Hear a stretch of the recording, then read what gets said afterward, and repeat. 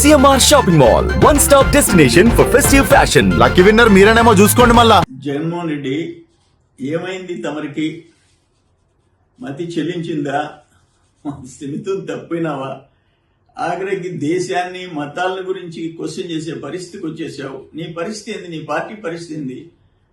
ఈ రోజుకి పెద్దిరెడ్డి రామచంద్రారెడ్డి పొంగనూరుకి బాలేకపోతున్నాడు, మిథున్ రెడ్డి రాజంపేటకి బాలేకపోతున్నాడు, కొడాలి నాని, వలంనేని వంశీ, రోజాలు వాళ్ళ నియోజకవర్గాలు కాదు కదా జిల్లాలకు బాలేకపోతున్నారు.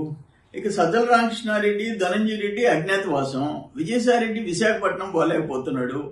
అది మీ పరిస్థితి. ఆఖరణ ఏంటంటే నీ రాయలసీమ, నువ్వు పుట్టిన రాయలసీమలో తిరుపతికి బాలేకపోయినావు. నీ వాసుదేవరెడ్డి జైలుకు ఉచ్చ లెక్క పెడుతున్నాడు. ముగ్గురు ఐపీఎస్లు నీ అడుగులకు మడుగులు వచ్చిన వాళ్ళు. ఇది నీ పరిస్థితి. ఇది ఆఖరణ ఎంతకీ దిగజారిపోయినావు?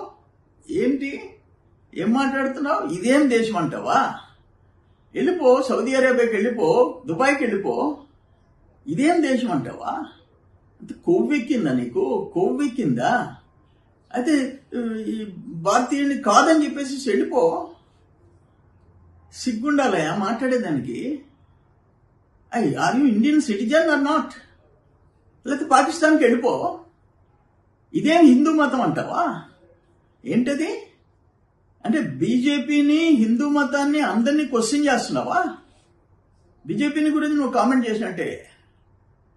అంటే అక్కడ నువ్వు సంతకం పెడితే తిరుమలలో భారతమ్మ నిన్ను రానియదు, భారతమ్మ ఇంట్లోకి రానియదు.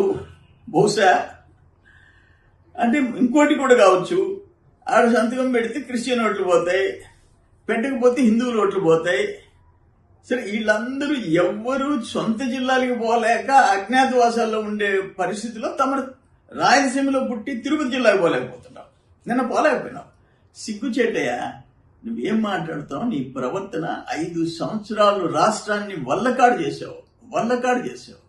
నువ్వు దేశాలని, మతాలని, చంద్రబాబుని, ఈ ప్రభుత్వాలని క్వశ్చన్ చేసే రైట్ నీకుందా?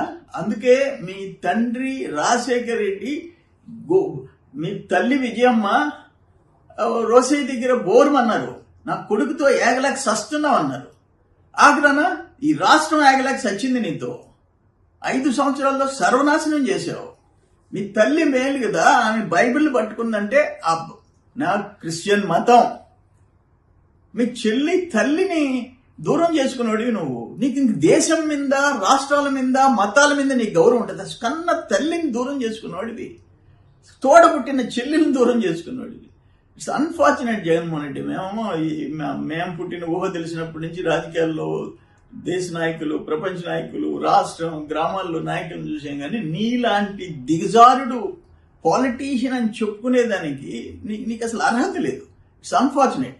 ఇప్పటికైనా క్షమాపణలు చెప్పి హిందువులకి క్షమాపణ చెప్పు, ఈ దేశానికి క్షమాపణ చెప్పు, ఈ రాష్ట్రానికి క్షమాపణ చెప్పు. ఇంట్లో మూలకొచ్చున్నావు, లేకపోతే వదిలిపెట్టేసి ఈ దేశం మీద నమ్మకం లేకపోతే ఈ విదేశాలకు వెళ్ళిపో. సుమన్ టీవీలో మీ పర్సనల్ అండ్ బిజినెస్ ప్రమోషన్స్ కోసం కింది నెంబర్కి కాంటాక్ట్ చేయండి.